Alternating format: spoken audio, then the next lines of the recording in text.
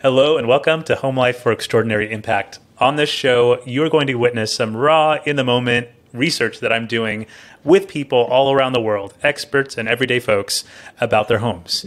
What am I researching? Just this one central question.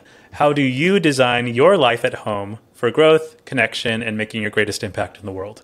That's what I'll be up to throughout all of this. And you can follow along with my findings and my analysis on the Home Life Design Lab newsletter. I'll tell you more about that at the end of the episode. I'm Matt Barrios. I'm a writer and a researcher, a husband and a dad, and I will be your host today as we explore the home and the life of Sarra Manai. Sarra is currently calling over from Paris at the moment, so I just love getting to do this very global research with people about their homes. So thank you for being a part of it. And Sarra, would you just tell me and those of you who are listening a little bit about Sarra? Well, thank you so much for having me on the podcast. I'm calling in for Paris. My name is Sarra. I'm, however, originally from Tunisia. It's a little country in North Africa. So I have North African/Arab roots. I am living in Paris for an abroad experience. I've been here for a year. I work as a recruiter right now. But I did study English and international relations in college and in faculty. So I wanted to study English so I can be more international and have international opportunities. Hence, why I'm here as a recruiter in Paris today. But this wasn't my first experience abroad. I did live in Portugal for a while before. Usually I'm an introverted person, but I'm very extroverted around people that I love, and know. But I'm also extroverted and happy to talk in podcasts and on radio. I've done radio before. That's a little bit about me. I'm super excited to be on, and Awesome. Thank you, Sarra. And as you mentioned, you have grown up cross-culturally. You've lived in different places around the world. You've been in Tunisia, which is a place that is very mysterious to me. I don't know much of anything about Tunisia, so that's part of what we'll get into is just tell me about Tunisia. Cool. But also, living in Paris, living in Portugal. So, already that sort of cross-cultural experience of life lends to a certain kind of perspective about the way cultures are different, right? And not only that, but maybe even the way people approach home in a different way. Very excited to chat with you about that. And as this is a show that is all about exploring the way people design their home lives, what are the different places that you have called home throughout your life? That's such an interesting question for me because, to be honest, I am still searching for that place that I would call home. Obviously, as I mentioned, I grew up in Tunisia, and so even in there, we switched homes a lot as a kid. So I remember growing up in 3 different houses, and so maybe that's why I don't always feel in a place that I have a home or I can call home, because I feel like it's always shifting and changing. So I grew up in Tunisia, and then after my master's degree, I lived in Portugal for a while. And even though culturally speaking, Portugal is a country that kind of is similar in a way to Tunisia in terms of hospitality and how nice people are and how welcoming and warm. Even the weather is quite similar, because in Tunisia, again, for people like you mentioned, that they're not very familiar with it. So it's a very Mediterranean country, very sunny. We have 4 seasons. We enjoy seeing the 4 seasons happen, although now it's becoming a little bit too hot due to the global warming. So sadly, but that is sad. So we do have the nice weather, sunny, and it's very homey and family driven. So Portugal was similar in that way. Family, you can see that family is quite important, and it's kind of life is kind of centered around that in a way. So it was very similar, even in terms of like people and their faces. I always said this thing: if no one talked and if people were quiet, I can feel exactly like I'm at home, because even aesthetically speaking, people were similar because both countries are mixed a lot. They have European roots, Arab roots, all over the world. You know, there's been a lot of movement there. So even though I lived there for a short time, it didn't feel like home. It didn't feel like, oh, I want to settle here, a kind of feeling. I went back home, and for me, home also like doesn't feel a lot like home. I love the country, I love the land, but the people, the society is quite interesting in the sense that I feel like I'm a little bit different in that area because, as I said, it's very family driven, and sometimes it can be a little bit traditional, where priorities are like marriage and having and building a house and having a car and going out every weekend. And there's a lot of that kind of like your life is divided by blocks kind of mentality. At this age, you should be this, and you should do this at 30 and this at 40 and so on. And I've never been into that. Or at least I like to have my personal spin on it. So I've always felt like I was searching for a home outside of my home country. And that's where France came in picture, because Tunisia was colonized by France before. And so naturally, they left some stuff for us, and a lot of people go to France. So we kind of left an impact on them as well. So there's a huge Tunisian community here in France. So I thought coming here, like I have my best friend from high school here too. A couple of other people that I know from my hometown are here too.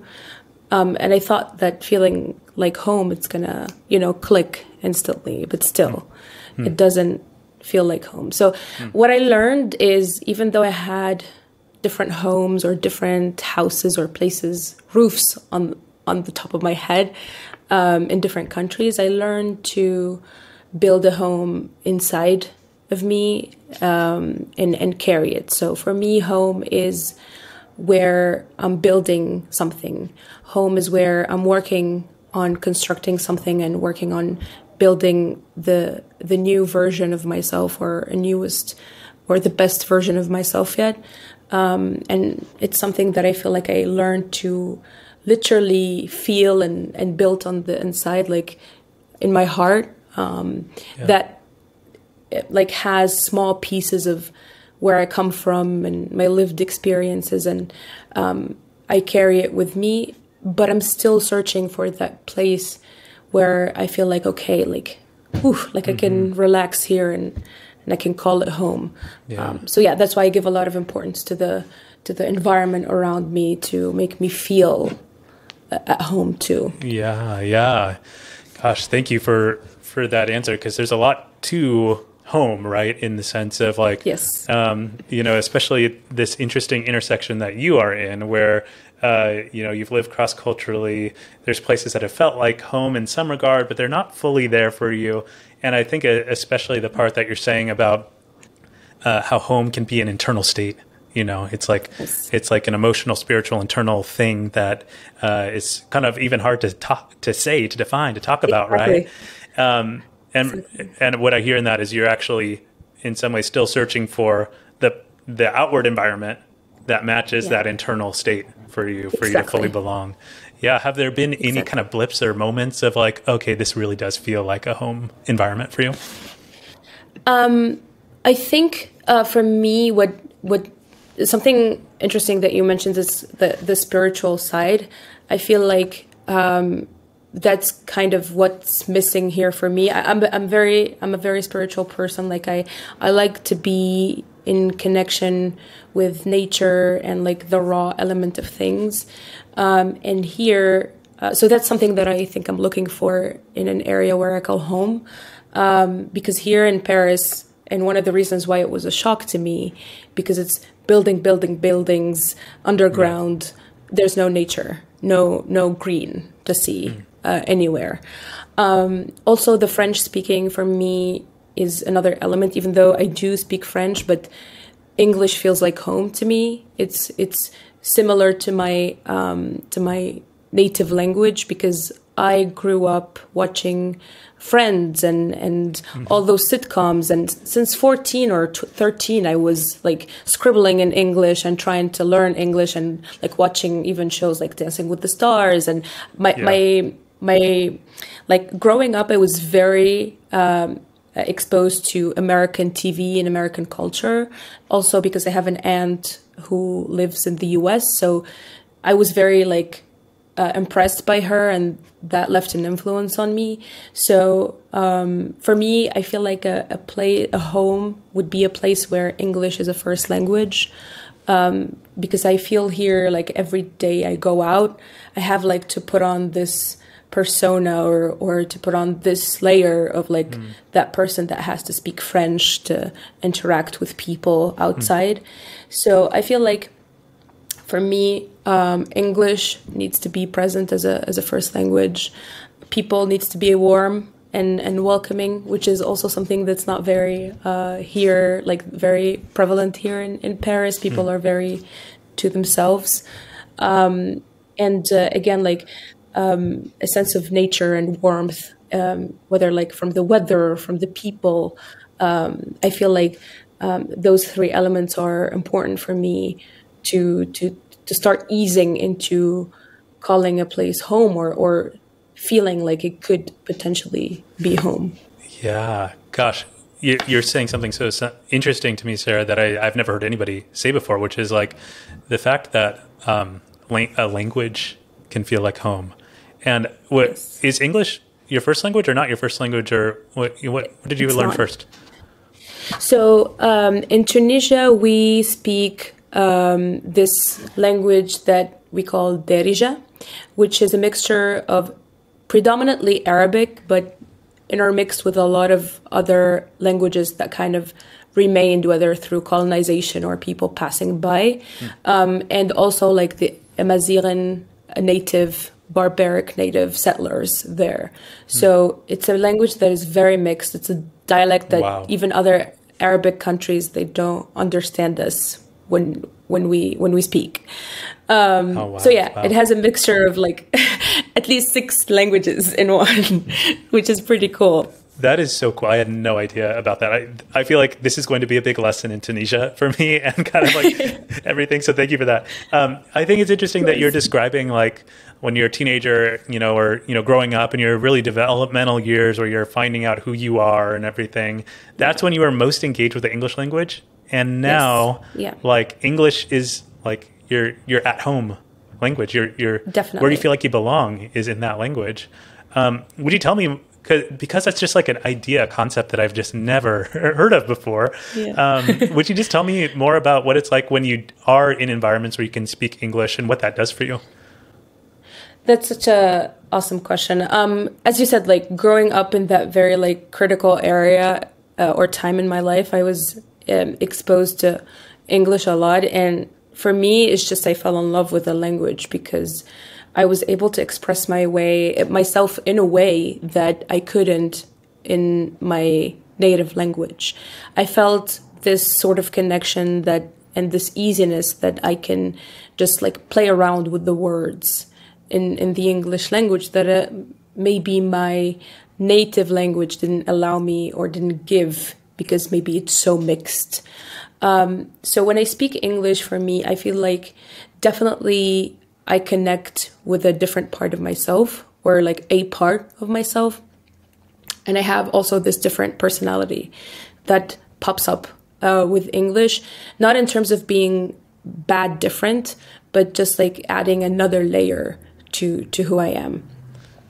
And what speaking English does to me is I feel like it opens up doors, and it opens up new lengths that I can touch or reach that I am limited in my native language.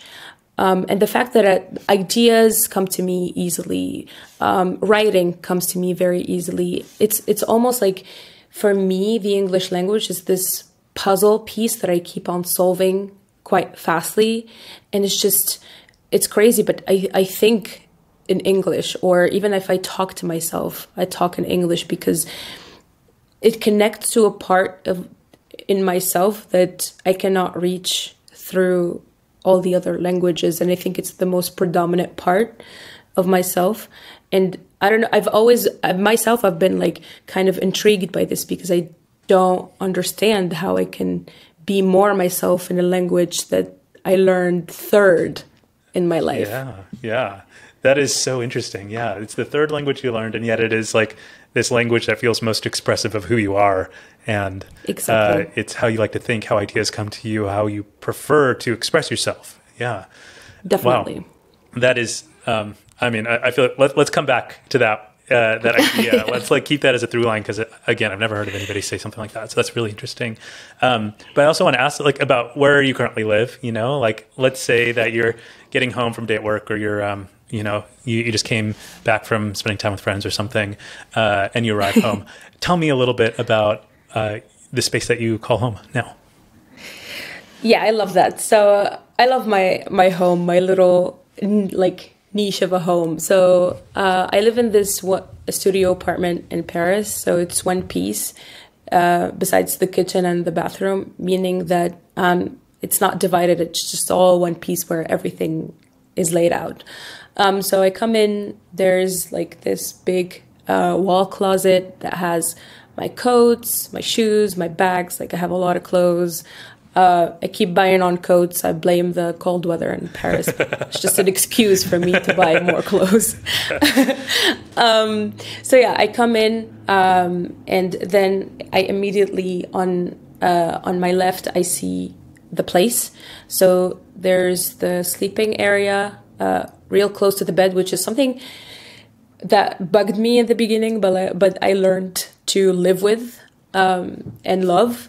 And then facing that, I have the main living area where, as you can see behind me, is the TV. And behind me from this section is the dining table and some wall art there. Yeah. And on my left now is the kitchen and bathroom. They're quite separated in a little block. So yeah, I had to divide the place, like make the division, like as if there are imaginary walls, by keeping clear sections. So since the sleeping section, like the bed section, was imposed on me in a way to be in that way.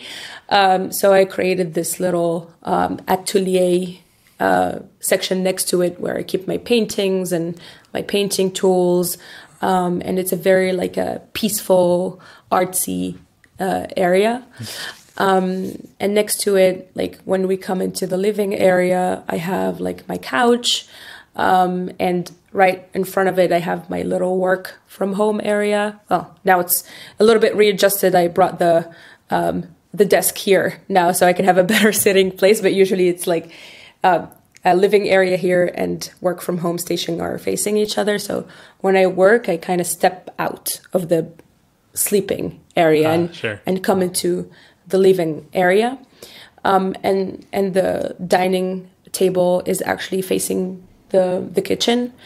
And that way, like, it makes sense to eat closer to the kitchen, and you have the TV in front of you as well. So I kind of did these imaginary walls that I feel like I go through every time I switch from one section to another. So that way I learned to love it more, because it was a little bit difficult in the beginning to have everything in just one place. I think that's such an interesting way to go about life in a small studio space, like how you're describing, where in some ways it could feel like everything blends together and there's no distinction between where you're sleeping and eating and, watching TV or what have you. And I think that's, an interesting way to think of imaginary walls partitioning the space. Yeah. Which of those spaces that you just described do you enjoy the most in your home?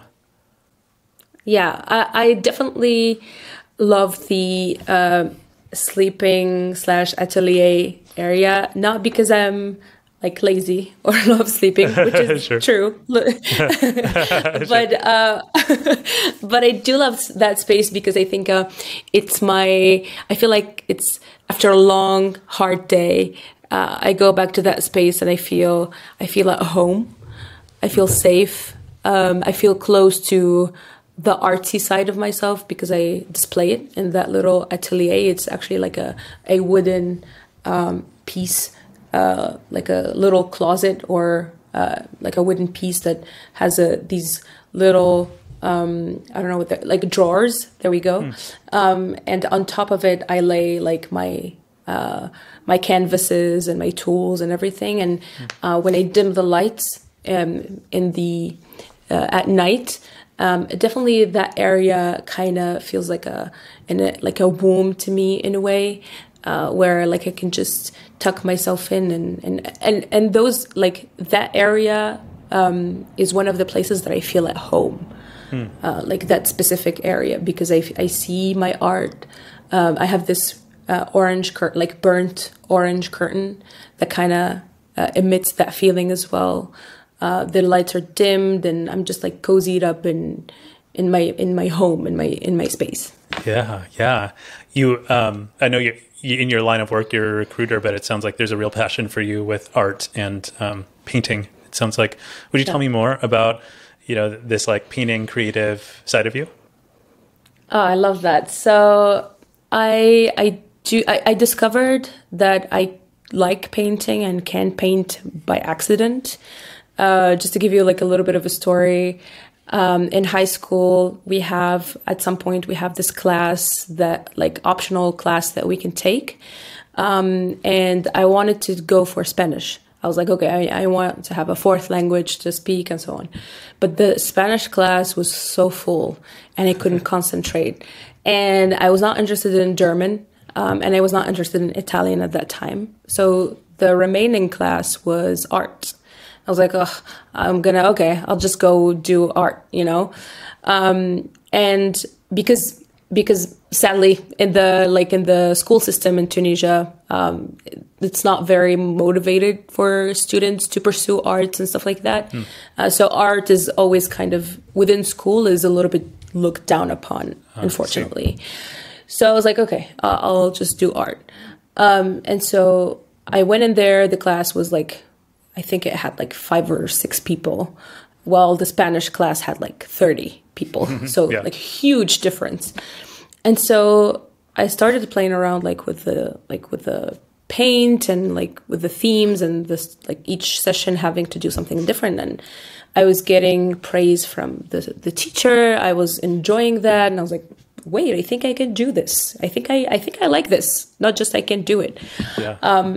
And so from that point on, I kind of been on and off.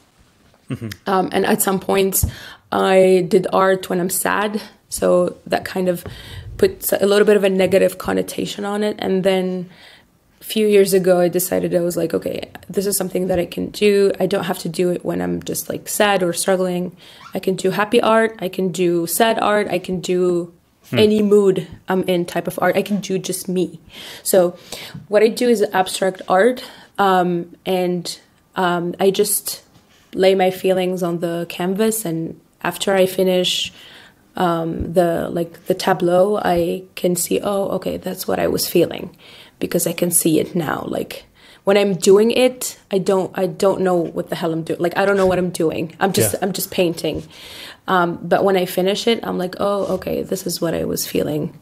I can clearly see it now. And I love how people interpret things differently. And they're like, oh, I see this thing. And for me, this represents some sort of entity, or I like how, and sometimes people come up with the craziest explanation. I'm like, I literally had no idea what I was doing when I'm doing that. So it's awesome that you can see that, Yeah. So, yeah, I mean, I still have a lot to learn.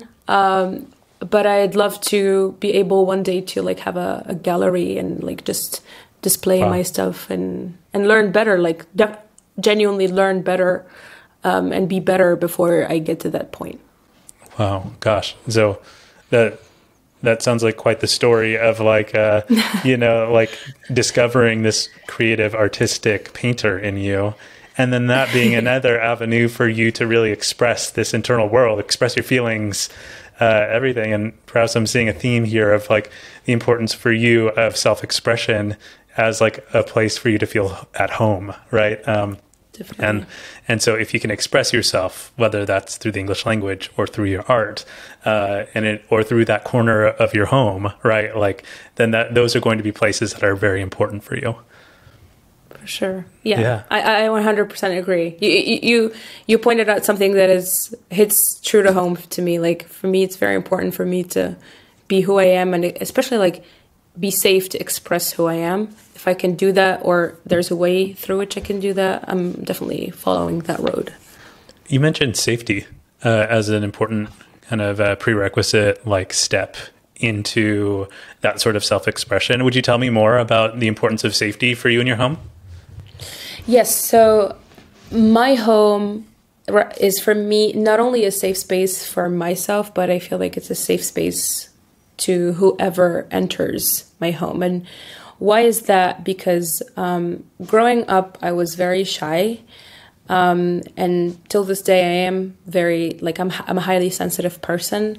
So I quite feel a lot. Like I feel more than a regular person would feel, or like my reaction towards things is much more amplified. And growing up in a traditional Tunisian household, we don't talk a lot about our feelings. We're not very good about talking about our feelings, and there are those like parental roles where the father is the one that brings the money and brings the protector of the household, who is there to help discipline the children, and the mother is the more nurturing figure. So I lived in that environment. I love my parents to death, but I did at some point live with, and my father is very very harsh as a person, and he's very like strong physically and mentally and emotionally. So at times as a kid, I didn't feel as safe because I was not understanding, or maybe the way things were delivered wasn't the best. And I was very rebellious. I was very stubborn as well. So I did push back a lot on lots of things. And there was a lot of time where it was like a conflict zone, because I don't like should be's or rules or whatever. So I did push back a lot.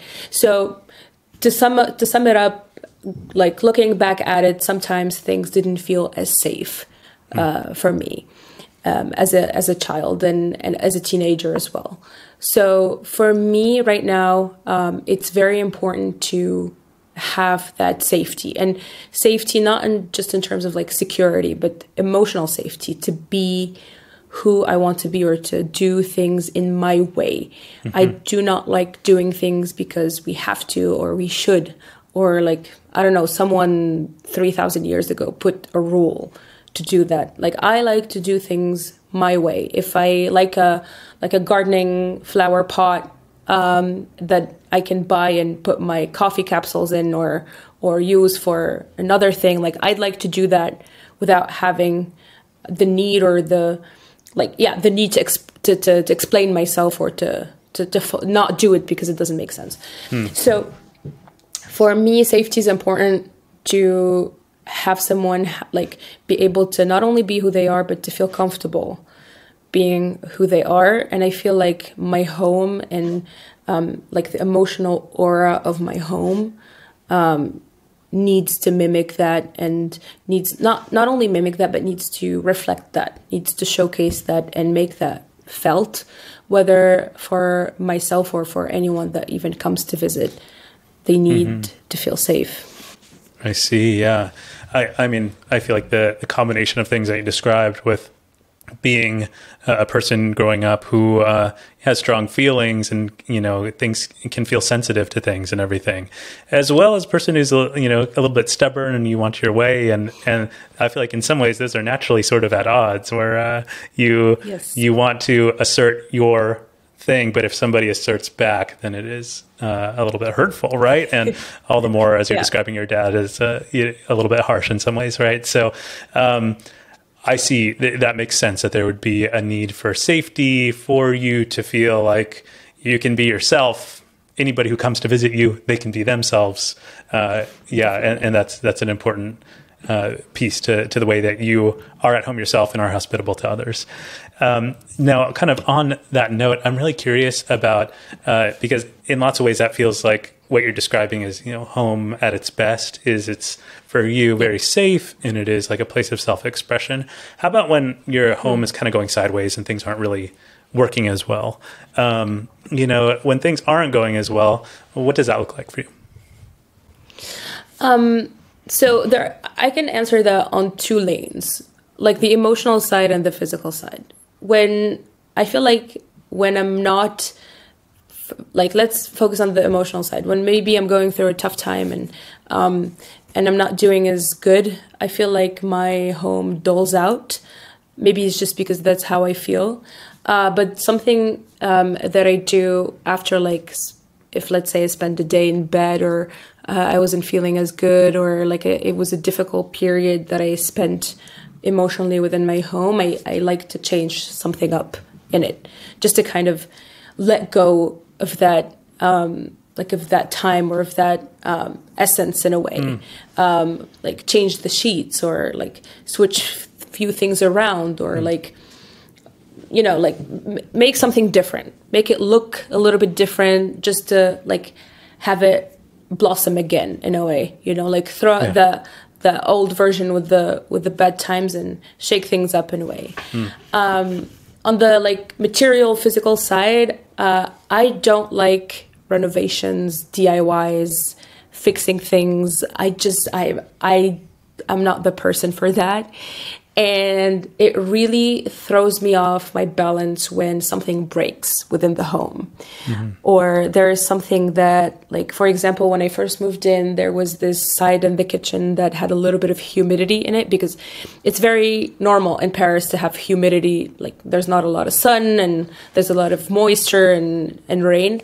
And that threw me off my balance. I literally wanted to move out that week, because I didn't want to deal with it, If a window breaks, or if something is off, or something I have to fix, or I don't like that. I just like when things are just put together, and just flowing. Yeah.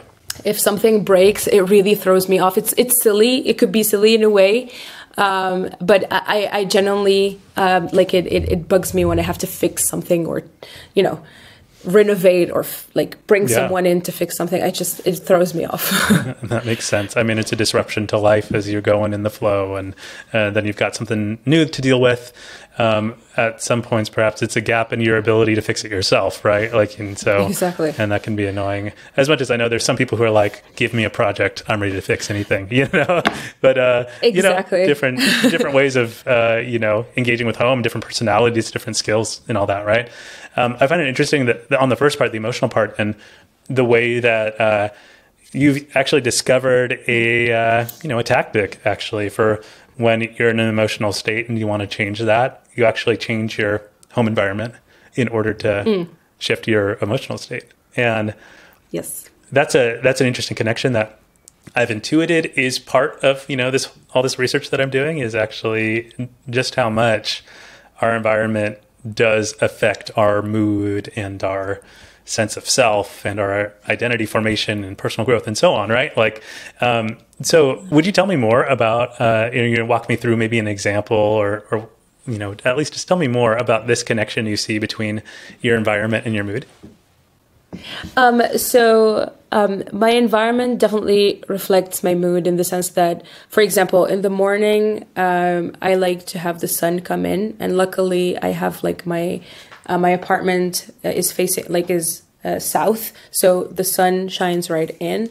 So for me in the morning, it's very important for me to have, if there is sun in Paris, for it to shine through. And if it doesn't, if I don't, like if there is sun outside and I'm not letting it shine through, or for some reason it's not coming in, that destabilizes my mood so much, even though if it's an external factor.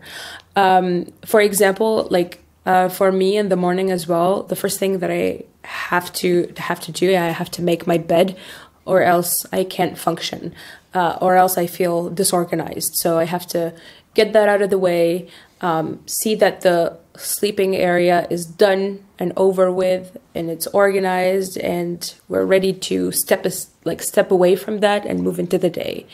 So yeah, in nighttime, I like to dim the lights, and for me that marks the night. And if, for example, the lights are still, like a lot of lights are still on, I feel like unfocused and bothered, because I feel like my mood and like my environment is not reflecting my mood, which is a very relaxed, unwind mood. In other ways, how my environment kind of follows my mood is by the decoration pieces that I put in as well. So I like to have these small decorative pieces that reflects my artistic taste, and the way in which I lay them out or where I put them. Kind of, it's not like something that constantly changes my mood, but kind of sets in like a mood that always running in the background, that I feel comfortable in my environment, that my environment reflects my easygoing vibe and mood. So for me, like, that is very important, to have those pieces in those specific places, or to have some coffee books on the coffee table put like together, so that way like those physical and material things reflect like my overall nature, I would say. And I play around with the light and with the organization of the apartment to reflect like my daily mood in a way. That's awesome. Yeah, I mean, light seems like a knob that you turn, to adjust, right, your day. Making your bed as like this symbolic thing of like, okay, I can't go back into bed. It's time to get on with my day, or what have you, right? Done. And then I love this attention to these small extra pieces, right? The way that the coffee table books are arranged on your coffee table, or these things that help set a tone for, okay, here's me, in my element, in my sweet spot. Exactly. That's cool. Definitely. No, you kind of gestured at it a little bit here, but I'm also curious about people's relationship with their belongings or possessions. So you mentioned that you've got this coat collection, you've got your coffee table books, you've got other, pieces around the house, your art supplies and so on. But what would you say are some of these like prized possessions, or possessions that you have that you give extra special attention to in your home? Yeah. For me, when you ask that question, the first thing that pops in my head is it's my rug. I have this rug that I brought from home with me to Paris. I added an extra suitcase for it, especially when I was moving. Because I wanted to take it with me. And this rug immediately makes a place feel like home to me, or at least starts to feel like a home to me. It's this rug that I used to have in my room, in my country, in my house where I used to live, at my parents' house. It's a rug that actually, it was gifted to me. I didn't buy. It was gifted to me by an aunt that I have never seen in my life, which is a whole other story. But it's this rug that has, and I keep looking at it because it's right here. It has these tribal, traditional symbols on it that when you see it, like I know home, and I know that it's from Tunisia, and I know that it represents and it exists in the majority of the houses, in different shapes and different colors. And for me, that rug, why it's a prized possession, to be honest, not because of the person who gifted it, but because of the struggles that it witnessed, or that I was able, like I lived sitting down on this rug. I like to sit on the floor. I think it's very calming and soothing to be closer to the ground as possible. And this rug lived with me the COVID struggle, the struggles that I went through before coming here, because that's a whole other chapter, like what I had to go through before I come here. And I remember like the countless nights that I would order sushi, and I put Sex and the City on the TV, and I just sit on the rug and just eat my sushi. It was my Friday tradition. Or like play with my cat on the rug and just like lay on it. And for me, that's something that I think even it shreds into pieces. I'll take a piece and hang it somewhere or frame it, because I see who I was and how far I've come just by looking at that rug. Wow. And it's a possession that I wouldn't give, no matter what the price is. Wow. My gosh, yeah, that is truly prized, right? Because it represents so much for you, and it represents, the journey of your life, the struggles you've gone through. It's a place of safety. Again, it's also, there's even a ritual attached to it. And this is your sit on the rug and eat sushi and watch Sex and the City rug, so there's and in that way, it functions, as you're looking at it, even during this interview, as a sort of symbolic reminder. I kept seeing you glance at it, right? Okay, here it is. This is the one I'm talking about. Here's what it looks like. It seems like a rug very dear to your heart, right? And I get how we feel that way about some of our possessions. Yeah. It's so near and dear, and it's yellow. And yellow is my favorite color. So it's yellow. It has a little bit of green, which is another favorite color of mine. A little bit of reddish orange. Again, that's my theme, my colors that you can spot a lot in my home or even in my clothes. Yellow, orange, and green. And yeah, as you said, there's so many rituals and memories attached to it. Even it's going to help me remember this podcast, because I'm going to be I just recorded it while I kept looking at it. It's right there. For sure. So yeah, I love it. Awesome. I'm glad you're going to remember this podcast. And maybe on that note, this has been a great long conversation. Thank you, Sarra, for being just an awesome, open person who I've got to chat with. If people are interested in getting in touch with you or hearing more about the sort of things that you're up to in your life, how would you recommend that they get in touch with you? So I am primarily on either LinkedIn or Instagram. I'm a recruiter, so I'm like a professional stalker. I use LinkedIn to stalk people all the time.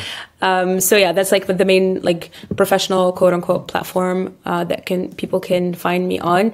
I'm looking for my next adventure, so I'd love if people can. I love to network and connect and get to know other people and discover new adventures. So if people would love to do the same, LinkedIn would be the primary way. My Instagram is my mental health advocacy space. I share a lot of stuff about mental health, and I'm always every day trying to make talking about mental health and mental health issues in general more and more normal and acceptable. And I do that also through my blog. I have a blog called The Girl Who Wings It, because I did wing it for a lot of years. I'm not very, very active, but I've been writing more recently, and definitely I am starting to tackle more mental health related issues through my experience, my lens, and my perspective on there as well. So yeah, I would say those 3 platforms. Awesome. Great. So yeah, thanks, Sarra. I hope anybody who, has vibed with what you were sharing, or it's connected with them, that they do reach out to you. And I didn't know that you did stuff in the mental health area, but it makes sense. And I'm glad that you are a person who's standing for that in our world. So thank you for doing that. I'm going to grab, all of the links that Sarra just mentioned. So just put it in one central place. There'll be a link in the show notes. That will be a post that I do on the Home Life Design lab blog, so that you'll be able to just see where you can connect with Sarah, see my write-ups on, what I'm finding through this whole research process. So take a look at that. Speaking of that, you can sign up for the Home Life Design Lab newsletter at homelifedesignlab.com. It's a place where I am taking some of these sorts of interviews that I'm doing with Sarah and so many other people. I'm as a researcher, I'm splicing and I'm trying to, see themes. I'm trying to find what are actionable insights, inspiring insights that people can take a look at so that it can help them create a better life at home. That's going to be a great place where you can follow it. And also you can follow along on this podcast all the time. Please consider becoming a premium subscriber to the newsletter and to the podcast in order to help fund this work that I just think matters. I think it's valuable. And also it, takes a lot of time. I'd love to be compensated for it. So there's my little plug for my own work. But thank you so much again, Sarah, for being an incredible guest and, honest, vulnerable. I just loved hearing about your home. And I really hope to stay in touch with you. It's been super fun to chat. And thank you so much, Matt, for the opportunity. Sorry. Yeah, absolutely. Absolutely. All right. That is all. Until next time, everybody.